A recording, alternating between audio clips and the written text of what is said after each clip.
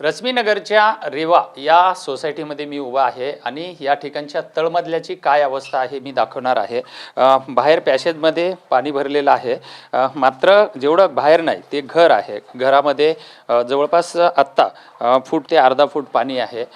हेमलता शेटीगर नावाच्या या महिलेचं हे घर आहे। आपण जर बघितलं तर हे समोरचं कुटुंब आहे, ज्या कुटुंबाच्या घरामध्ये आपण आहोत। हेमलता शेटीगर त्यांचे आणि मुलगी आहे।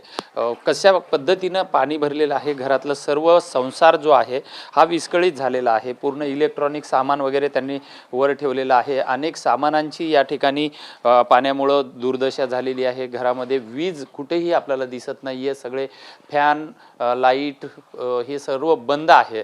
आणि अशी जर परिस्थिती बघितली तर अतिशय घरामध्ये पूर्ण फर्निचर जे आहे हे वर करून ठेवलेलं आहे। या ठिकाणचं फर्निचर पूर्णपणे पाण्यामध्ये गेलेलं आहे, सामान वर ठेवलेलं आहे। पहिलं आपण हेमलता शेटीगर या नेमकं कधीपासूनची ही अवस्था आहे? 5 दिवस झाले आम्ही पाण्यातच आहोत। त्यामुळे आम्हाला ना जेवणाची सोय आहे ना आंघोळ करण्याची आहे। नेहमी आम्ही खाटेवरच असतो आणि आम्हाला वरून म्हणजे आमच्या सोसायटीची जी लोक आहेत ती आम्हाला जेवण पाणी मदत करते, पण आम्ही किती दिवस मदत घेणार? मग आम्ही एक टायमाला खातो, एक टायमाला नाही खात आणि आम्ही इथे राहतो।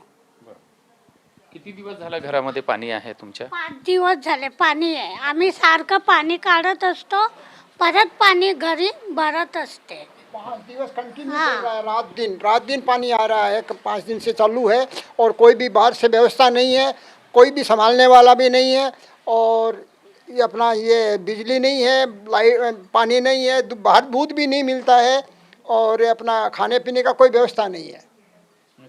मोबाइल का चार्ज नहीं है, मोबाइल का चार्ज भी नहीं है, मोबाइल चालू नहीं है, कुछ भी नहीं है।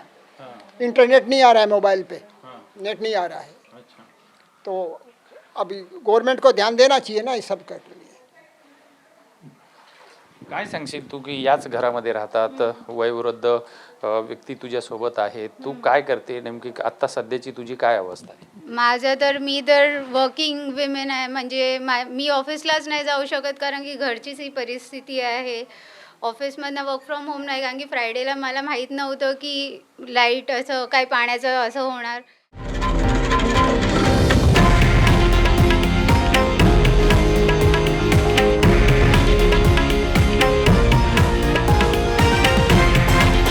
हे आहे देशातील नंबर 1 न्यूज नेटवर्क आणि आपण पाहत आहात TV9 मराठी, एकमेव।